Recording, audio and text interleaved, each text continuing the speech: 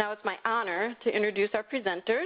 Dr. Claudia Baldwin is the director of the Maddie Shelter Medicine Program at Iowa State University's College of Veterinary Medicine, where she also coordinates disease investigations and co-advises the Student Association of Shelter Veterinarians and the ISU Feral Cat Alliance. She's also a board member of the Iowa Federation of Humane Societies. Kylie Maddox is currently Vice President of Operations for the Nebraska Humane Society. A licensed veterinary technician, she's also served there as a surgery technician, foster care coordinator, and customer service and animal placement manager. She supervises the shelter manager, shelter veterinarians, foster care coordinator, foster care assistant, and the spay-neuter clinic. Dr. Baldwin, Claudia, thank you for being here tonight with us. Thank you. Thank you. So tonight what we are going to do is go over the Maddie's Animal Shelter Infection Control program, and this is something that we have developed after we developed the Infection Control Manual and realized how essential that was.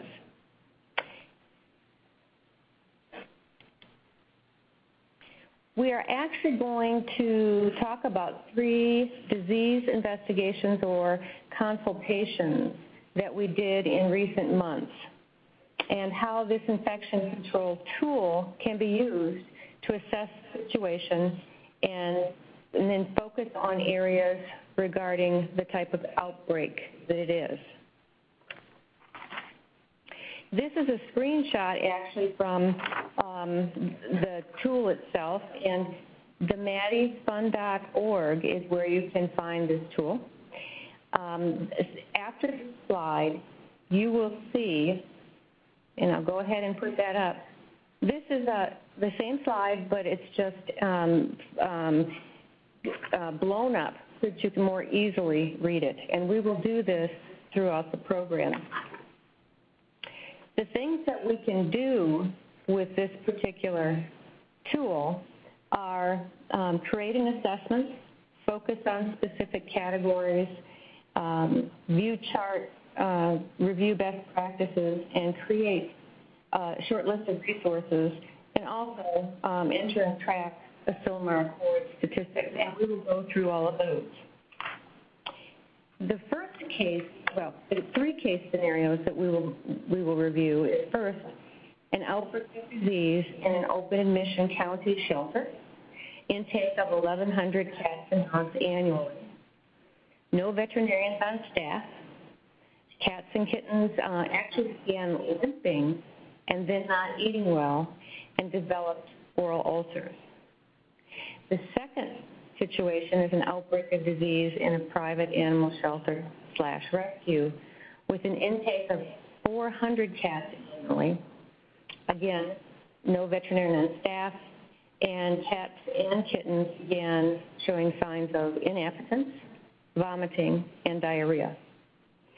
The third situation is the influx of dogs with zoonotic ectoparasite station at a private animal shelter animal control facility.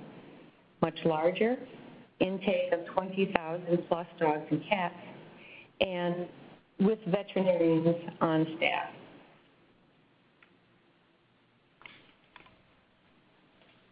Now, population medicine is, to me, very, very fascinating.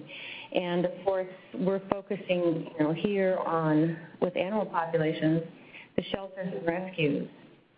But there are other populations, such as those animals in homes or boarding facilities, doggy daycares, dog parks, and breeding facilities that I have helped, actually, with the use of this tool.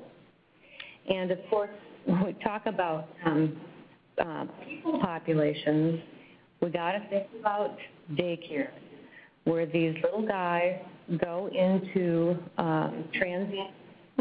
fairly transient environments. They go home at night, they go back to daycare, and sure enough, we can expect all of them to develop some kind of infection at some time. And Claudia? here we have little person with, a little bit of runny eyes and a runny nose. And his illness was actually detected later that day by his caretakers, who are usually the vet. Claudia, pardon the interruption. Is it possible for you to pick up the handset on your phone? For me, Claudia, Yes. no, it's not. So I'm going to try and sit back a little bit. How's that? That should be Is that okay. better? Is that better now? Okay. I'm sorry about that echo.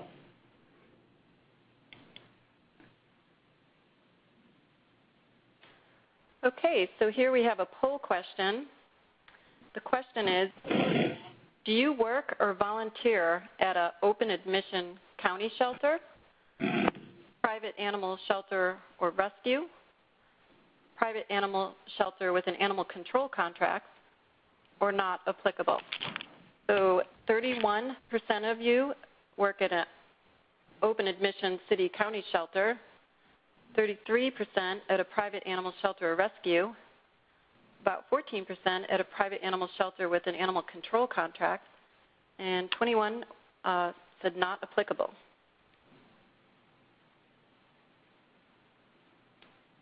Okay. Okay, Dr. Baldwin? So the first situation, summertime in our first case, of course, it's a county shelter, open admission, with the intake of 1,100 dogs and cats annually. No veterinary on staff, but they did have a vet, and still do, have a veterinary technician. Clinical signs were interesting. Originally limping, and then decreased appetite, development of oral ulcers, and this was accompanied by fevers of up to 105.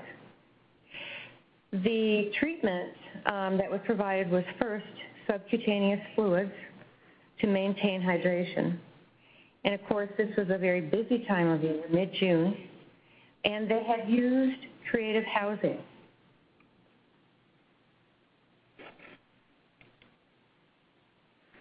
Our standard shelter housing can look much like the image on the left, where we have a stainless steel cage and cats housed individually. Or we can have a situation where we have a mom cat and her kittens, and there's so much crowding that they have to remain together.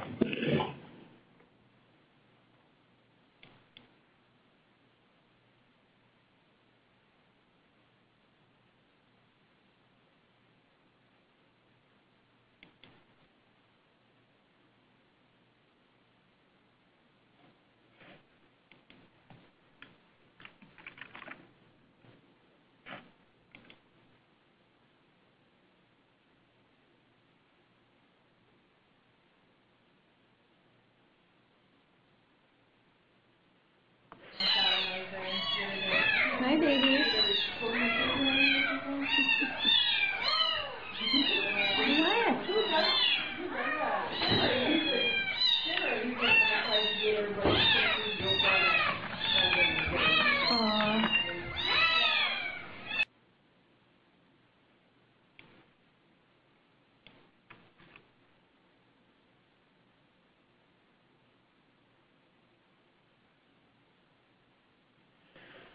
Okay, so sometimes we actually see some pretty wild situations at summertime when we have all those kittens in the rooms. Now, with this is our first scenario, and this is a shelter that our summer scholars and I work with throughout the year. These are 5 of the summer scholars that worked with me this summer. And behind the door with the window in it is actually an entrance into the main shelter. So my students and I came into this room where they have open housing of long-term adult cats, which is great. They also, behind the narrower door, were housing a litter of juvenile kittens to allow them more space. And the only way to move to get to the kittens was through this door where we have these cats who are seeking attention. Therefore, it was easy for disease transmission simply because of the friendliness of all these cats. The disease broke in both of the areas. The adult cats were moved to isolation. The kittens that were in the adjacent room, again, they were in open housing. They were moved to isolation as well. And in the cages that they put these kittens in, they covered the cages so that there would hopefully be less transmission of disease.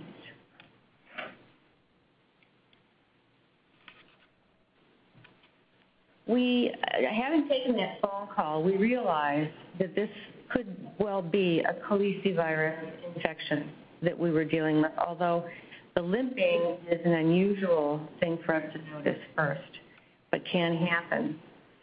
So we plan to work on these cases in the rooms where they were housed, and this is our isolation unit.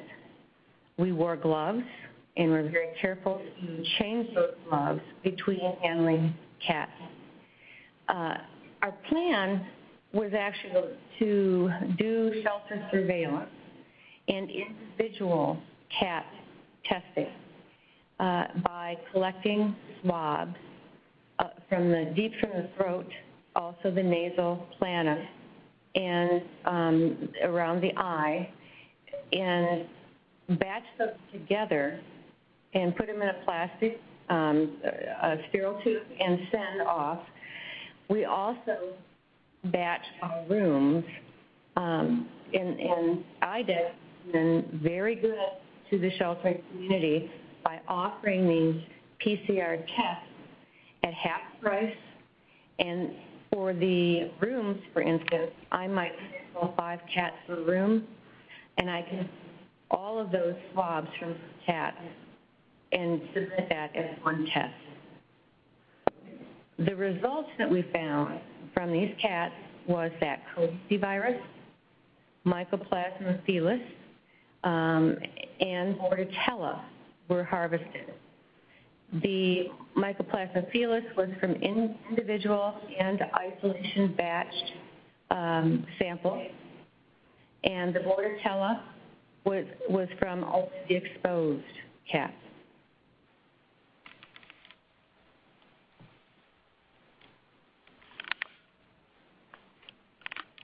Okay, so we have another poll question. Has your shelter experienced an outbreak of disease in the past 12 months? Okay, it looks like a lot of you, 67% of you have said yes. 14.6 said no, 0 said I don't know, and 18% said not applicable. So thank you.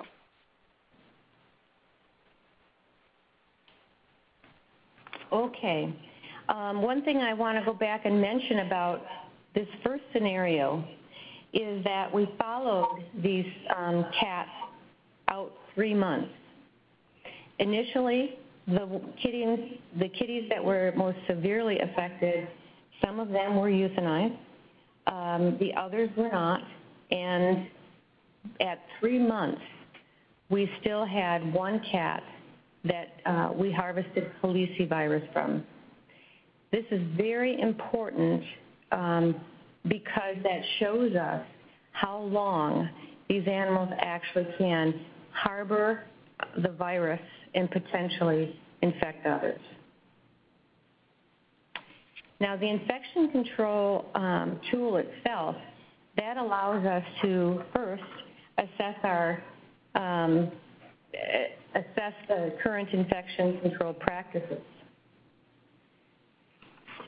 And we actually do this by having a number of assessment categories. There are questions in each category. For instance, animal health has 93.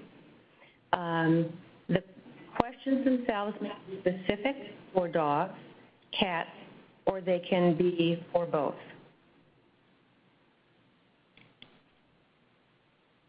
And so as we use the tool, what we do is go to this create a new assessment page. Here we have this blown up, which we'll do with all of our pages so that you can read them more easily. We have a name for the assessment date. We can choose a species, in this case, cat, what we would have chosen, and we can, again, use just one set of questions or more than one.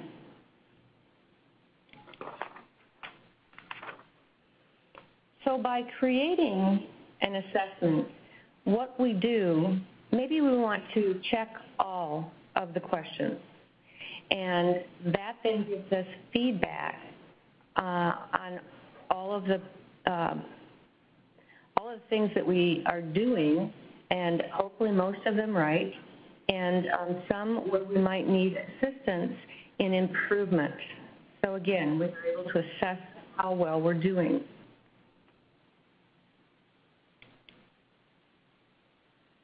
And we also then will have our answers assessed. And what we do is we select whether or not, well, these are our questions, and the individual questions do protocols for animal holding, for instance. We check yes, if that happens always. No, if it's not something we do. Maybe, if it's something that we do sometimes, and not applicable if it just doesn't apply to what we're doing. So those are our choices.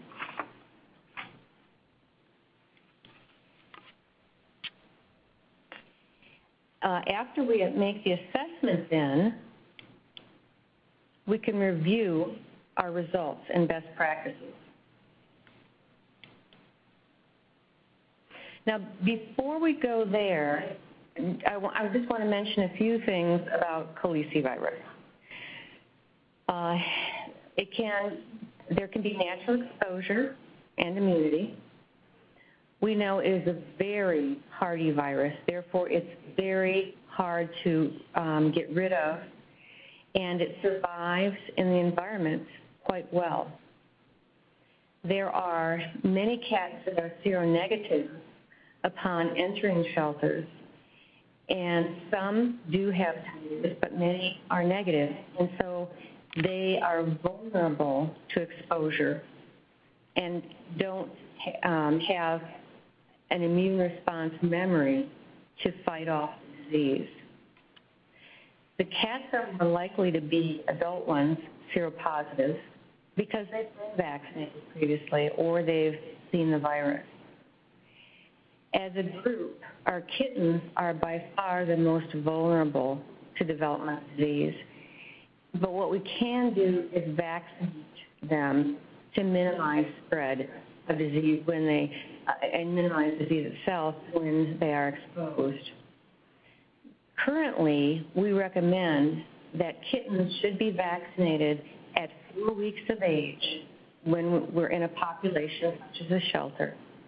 And that should be repeated every 2 weeks while the kittens are in the shelter. Even if they are with their mother at 4 weeks of age, they should be vaccinated.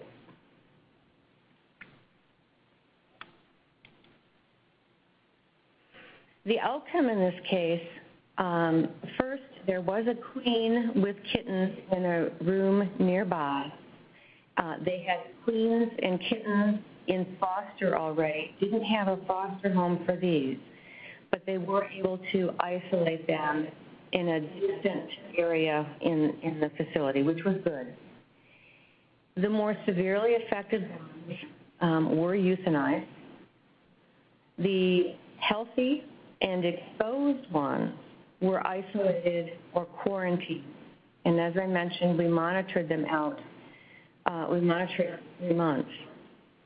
Initially, we harvested Calicivirus, Mycoplasma felis, and Bordetella bronchoseptica from the cats. And at 3 months, one of those 2 cats, again, was still positive, showing the longevity of the shedding. Who was the index case? That's a good question, and the index would mean who came in or had this virus first. And we really don't know. The kittens may have gotten that from their mother, and they may have been admitted to the shelter with the virus before disease was present. Alternatively, one of the adults may have been shedding virus, and movement from the adult room to the kitten room. We as individuals could have carried the virus in there and exposed the kittens.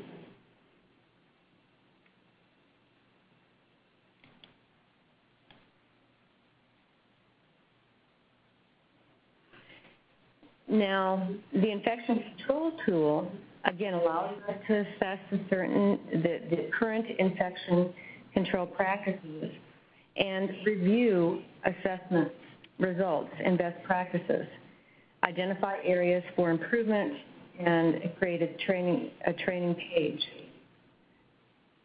We can also have the staff review that material.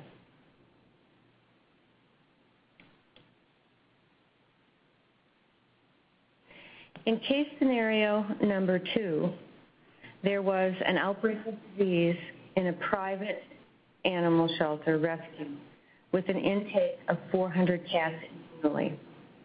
Now, this was late August, and this was an email phone consultation rather than an actual inspection facility.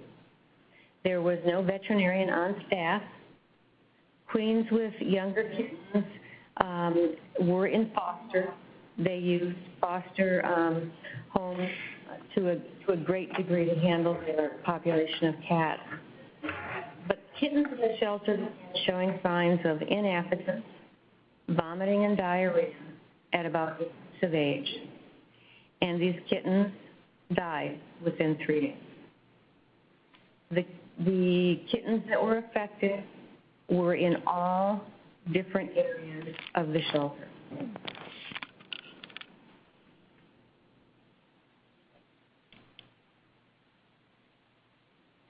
Eight kittens expired over that 3-week period of time. All were isolated in different areas they were isolated in different areas because they had broke with disease in the different areas. They had been caged. They had not been allowed to roam freely, which indicates that exposure or spread of the disease may well have been coming from us as we are caretakers of the animals. Syringe feeding did not work as they tried to help the kittens, and kittens subsequently died. They were vaccinating at 6 to 8 weeks of age, and what we really know is that we have to vaccinate at an earlier age, and we need to vaccinate as soon as they enter the facility. They were dewormed using Pyrantel, and they did speak with and visit a veterinarian who thought that this was feline distemper, also known as panleukopenia. I advised an autopsy and necropsy, and this was done. They were a distance away. Their veterinarian did submit one of the expired kittens to us to perform this test so that we would know for certain what the cats were with.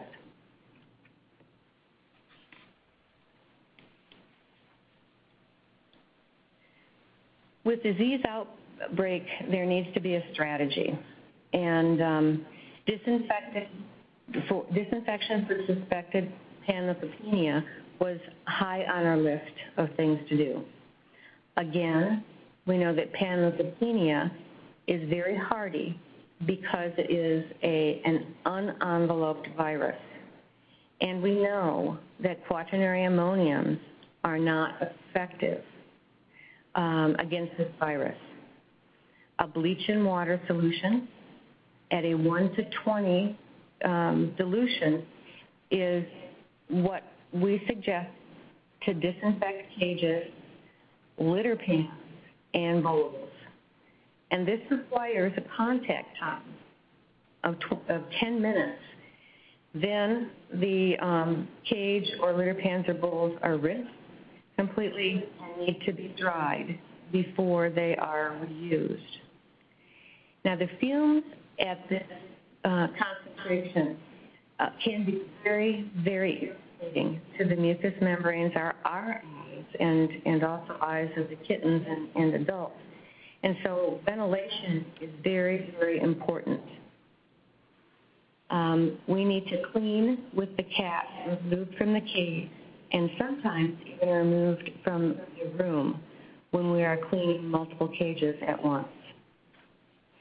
I also wanted to point out this recent report of the plague that was in the news that's distributed by the American Veterinary Medical Association, which picks up newspaper articles and alerts about diseases.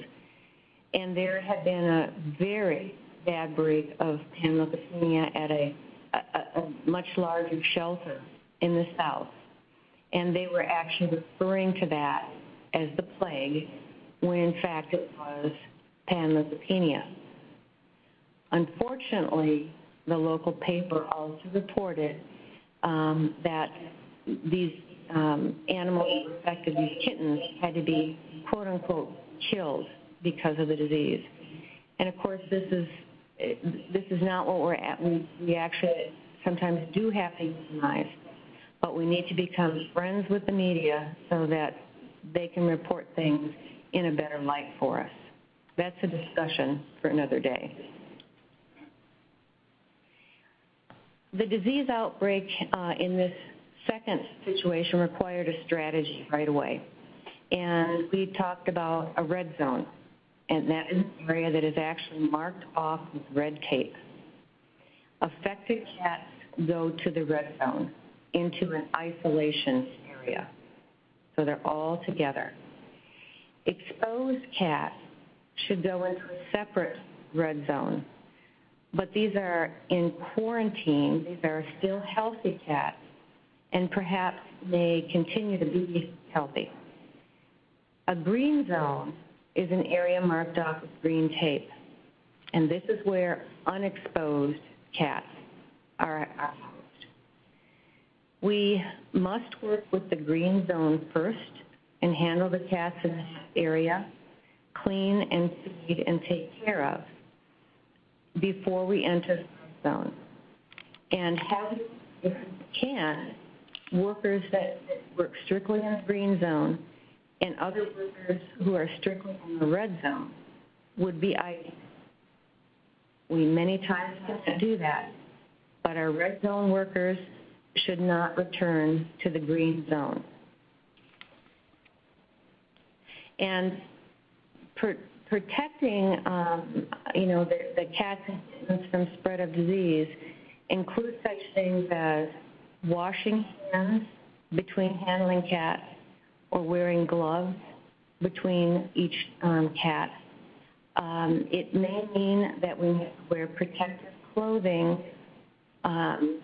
over what we're already wearing and remove that when we need to go into a different area so that we minimize transmission.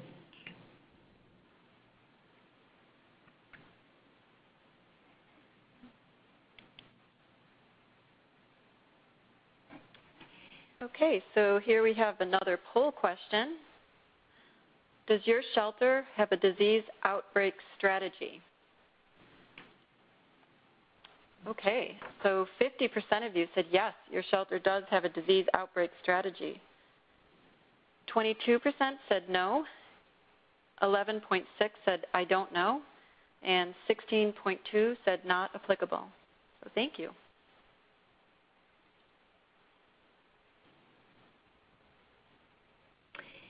That is really good to hear that so many of you do have a strategy, because it is so very important.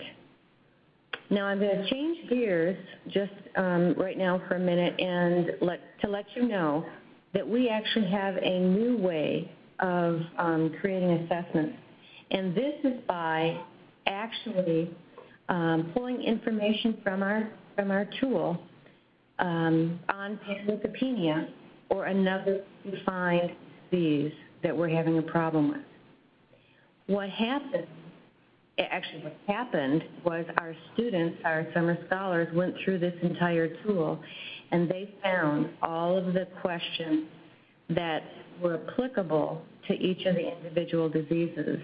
And that's now been put into our computer base, so that when I entered panleukopenia, then I was able to get information specific for that.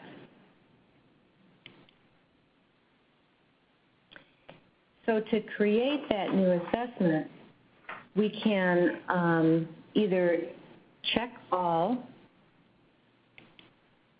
There we go. We can either check all or just check selected questions to answer.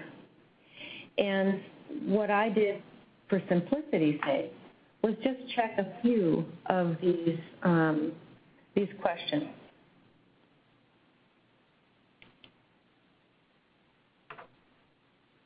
And here we can read that just a little bit better.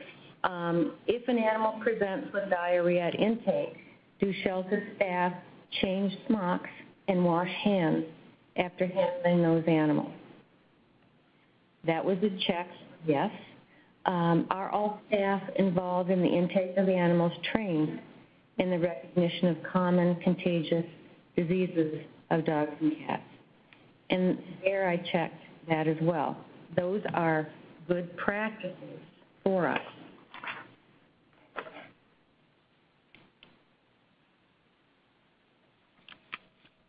And now, and I think I've got a blow-up of this one next. There we go. So with this kitten death, as I titled it, this report then shows the things that we're doing well. And if there are things where we can improve, they're going to let us know that too. If an animal presents with diarrhea, your staff inform the shelter medical staff of diarrhea. That's something that we can check. In your shelter, fresh water, less than 24 hours old, is always available to shelter animals. That's another question that I checked, yes. And at your shelter, the temperature is between 65 to 73 degrees, with a minimum of fluctuation in temperature and humidity. So those are the ones that I checked for this assessment. And now, our assessment that we're provided with actually gives us more information, which could help us reduce the risk of infection.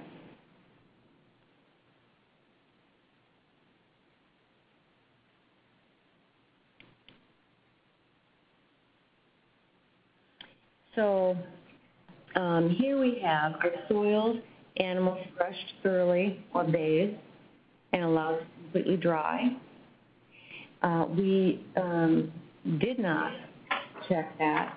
And so what they're suggesting is that both feline panleukopenia and canine parvovirus, being the same kind of virus, can remain active for months in fecal material or on the hair coat of dogs and cats.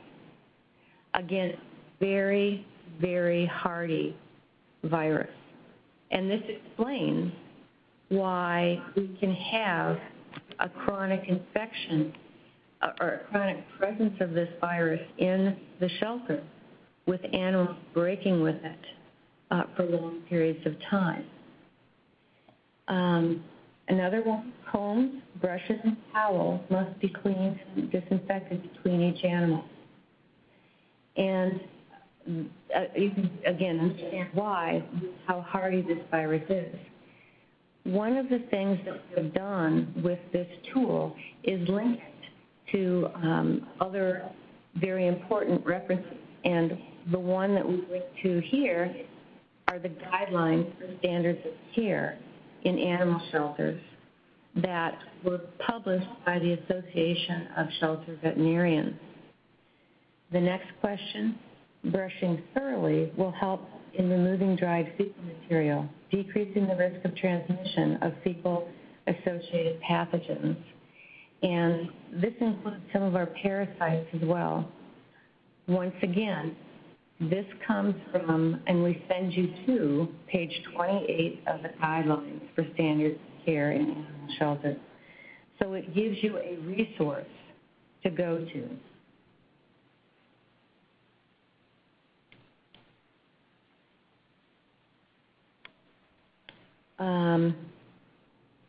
There are a number of training resources for us. And I'm going to go to the next slide. It should be blown up a little bit. There we go. Body condition scoring. And it's important for us to weigh our animals or body condition score them. Weighing is actually the best, in that we know that these cats that don't maintain their body weight during the first week of sheltering can actually predispose them or they are more likely to develop upper respiratory infection. So our program actually has this condition scoring and by Purina, and also Tufts Animal Care and Condition Scoring. We have deworming protocols and information from the CDC and also from CAPS, which is the Companion Animal Parasite Council. And we have canine disease information from both the American Kennel Club, and also fact sheets from the Center for Food Security and Public Health, located at Iowa State. Feline disease information from Cornell University, also from the Wynn Foundation, and once again from the Center for Food Security and Public Health.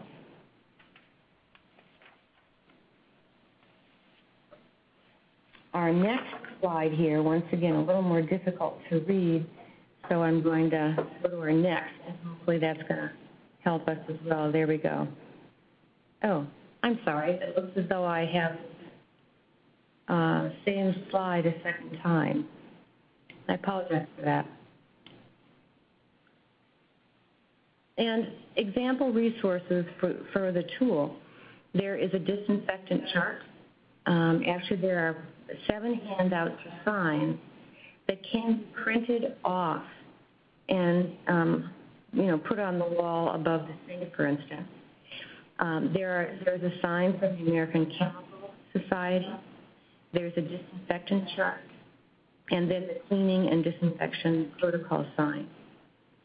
There are 7 videos on cage cleaning. There are demonstrations with images, 57 of those, and then there are 41 links or other documents throughout the tool. And when possible, all of these are referenced to the shelter standards.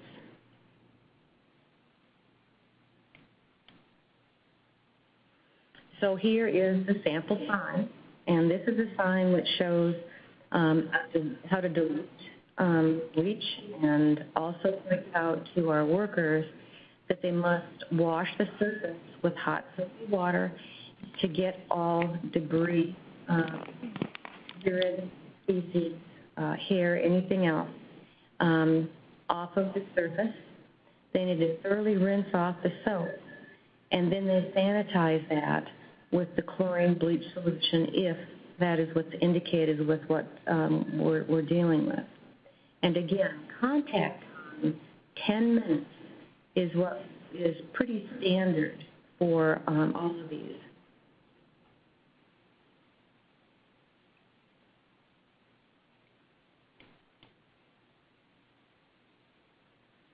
And here is the very antimicrobial spectrum disinfectant.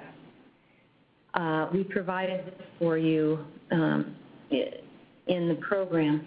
And what this allows us to do, if we know what kind of pathogen we're working with, it tells us what is more or less likely to work with that type of pathogen.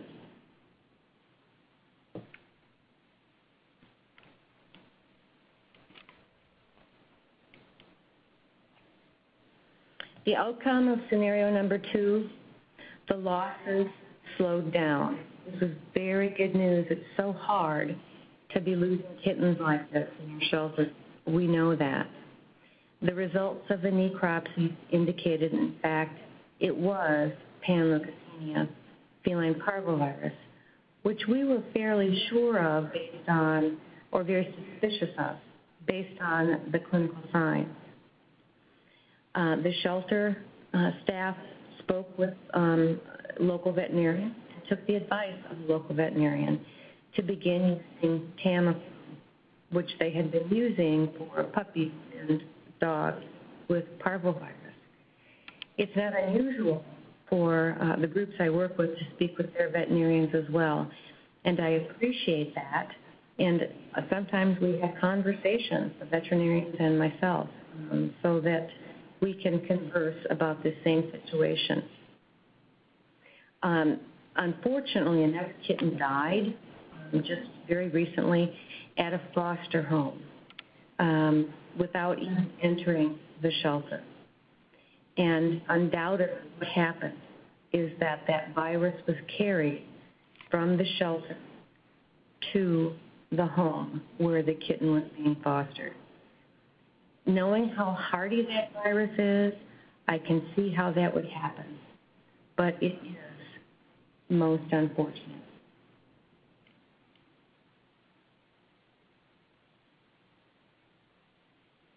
All right, on to the third case scenario here. With this, we are looking at a private animal shelter that is also contracted to do animal control for various surrounding communities. The intake for this shelter is approximately about 20,000 dogs and cats annually. The dog and cat intake is very close to being about half and half there.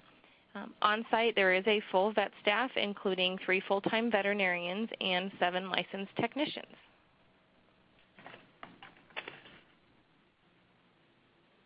The shelter here experienced a large influx of dogs that had an obvious skin condition. The animals were unloaded as usual by the staff and the volunteers. And after the staff and volunteers had already started handling the animals, it was noted that many of the dogs were showing some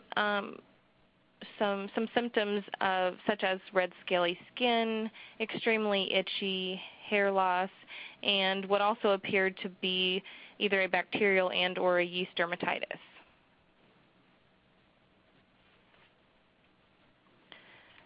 So at this point, since the staff had already handled them and they were getting the animals into their holding areas, there are some key points that need to be addressed in order to protect the other animals in the shelter as well as the staff.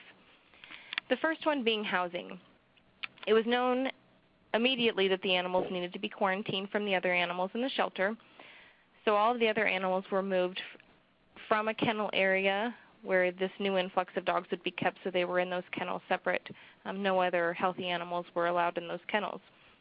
At this point, the doors were locked to those kennels and taped off, and signs were put up indicating that only staff was allowed to be in those kennels. Also, the kennels were cleaned at the end of the animal care person's shift to reduce the risk of infecting others. The second point that needed to be, or issue that needed to be addressed, would be the protection of the staff.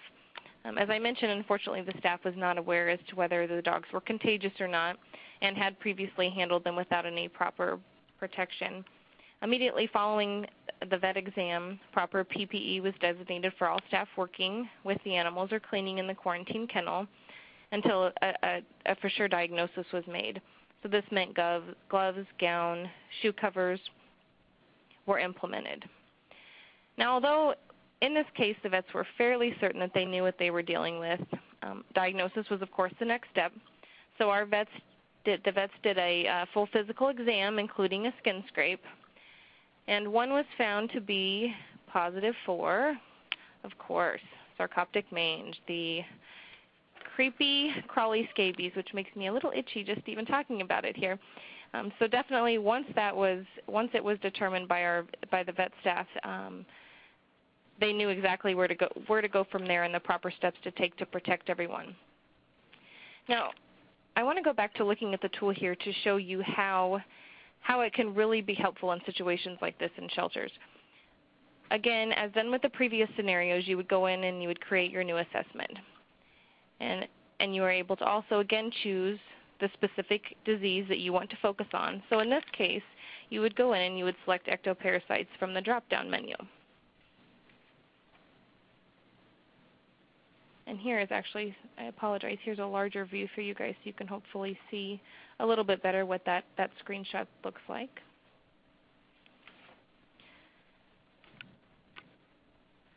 So again, you're going to go through the questions and select those, again a larger shot, and select those that may be specific to help you with the issue that you have at hand. Now, an example of some of the questions that are listed here that would apply to the current scenario would be, does the shelter have a disease-specific written protocols in place that address the housing of animals receiving treatment for infectious disease? For example, housing in general shelter areas, is there housing isolation, or is it foster care? Another question may be, are staff trained in zoonotic disease prevention, or are animals with known infectious diseases housed separately from healthy animals? The fact here that you were able to choose questions that are directly applied to your topic of interest is really a great piece of the tool and really lets you hone in on those issues that you have at hand. So after completing the assessment, you can go to the recommendation screen. Either that or you can go to the positive. It's going to give you an option of looking at the things that you are doing right and the things that maybe you need to work on a little bit. Here are some examples of some of the recommendations that you're going to find. Again, a great thing about the tool is that you have so many resources right at your fingertips. For example, you can see hopefully on your screen there's a link for zoonotic disease training. By clicking on this link, you're then directed to the Center for Food Security and Public Health, where there is a great amount of information on zoonotic diseases. Now here's an example of what you will be linked to on the Center for Food Security and Public Health website. From here you're able to access a list of zoonotic diseases, additional zoonotic disease resources, and there's also currently a link for veterinarians on there that will assist you in protecting your staff and yourself when working with animals. Again, really a lot of useful information available on the links that you're going to find on the tool. Here is a look at another piece of the tool. From any screen, you can click on at the top of your screen. You can click on what says Animal Diseases. This is going to produce a list like the one shown below, and it's a list of various common diseases that you may run into. From here, you can choose the appropriate disease and whether or not you want fast facts or a more in-depth technical fact sheet. With the current scenario, you would click on the first summary fast facts there of mange and scabies. We're going to take a look at the summary sheet of fast facts here. I got that up for you. The fact sheet is going to cover the basics of scabies and what you need to do to protect yourself and other animals. This truly is just basic information that even those with no medical background will be able to understand. Also on the bottom of this page you will find links to other websites where you can learn more about sarcoptic mange. Also, one thing I want to touch on before I move too much further, with the tool you also have the ability to look at charts and graphs. And this is going to be a link on your sidebar on the tool page, but I didn't want to forget about this because it will let you track the assessments that you and your staff have completed. It also is going to show you charts of how many, your percentage of yeses and nos and non-applicables. So it's really another great piece that you can kind of track where you're at with things.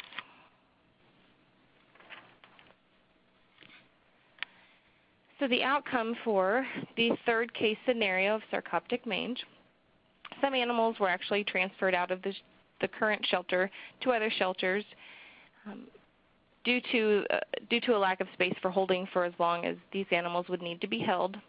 The treatment for these animals was based on the clinical signs, again, Malasabaz. They managed the itching with steroids, and Iverhart was given for treatment of the mange. Now, these animals were held in isolation for approximately 6 weeks and then were ready for adoption. So a great outcome for all of them, as they were all treated and were able to be placed in their permanent homes.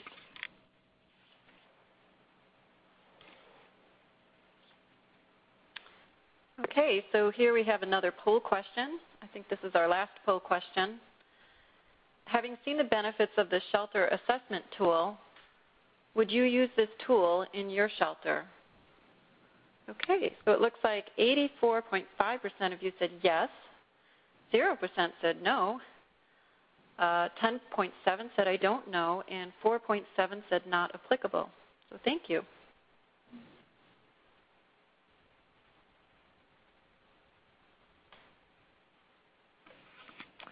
The last piece of the tool that I want to cover here is having the ability to record your Asilomar statistics in the tool.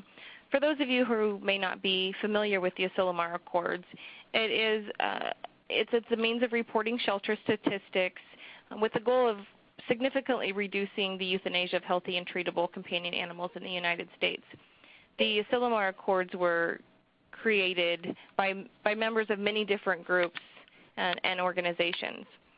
Now, to ensure consistent reporting, there were 4 categories created in hopes that they would be applied as sort of a standard for categorizing dogs and cats within an organization. Those 4 categories are healthy, treatable, manageable, treatable, rehabilitable, and unhealthy, untreatable. Now, as you go through the site, you'll find definitions to these terms to help you classify what animals in your care would fall under. Now, to start with, if you go to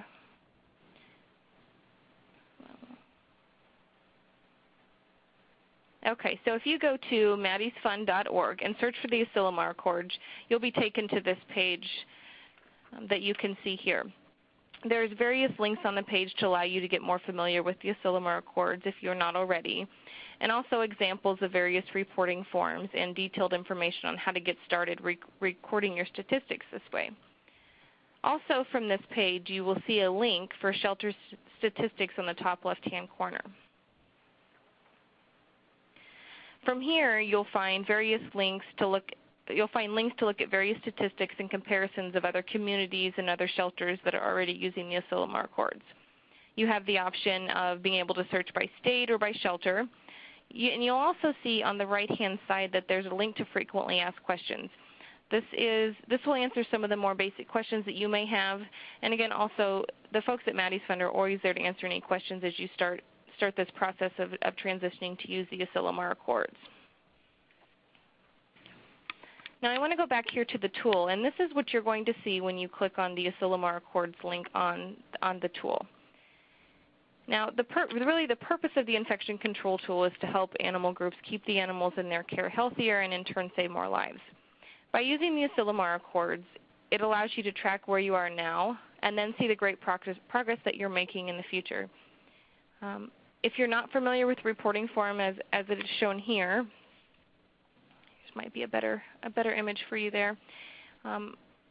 Again, it may seem a little foreign at first, but once you get started using it, it's really quite simple. And again, it's a great tool to help you track your progress. And also, by doing that, you also have the ability of seeing what other shelters are doing.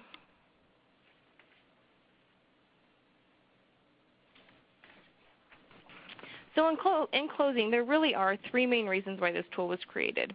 One being to provide guidance on how to prevent infectious disease in your organization, and secondly, to help you keep animals in your care healthier. The third reason, and probably the most important here, is the tool was created to help save lives. And again, just by you attending this webinar, you've already taken the first step in improving the welfare of animals in your organization. And now we urge you to bring this tool into your organization and see just how beneficial it can be for you and for the animals in your care. And thanks again for being here with us this evening. Good night.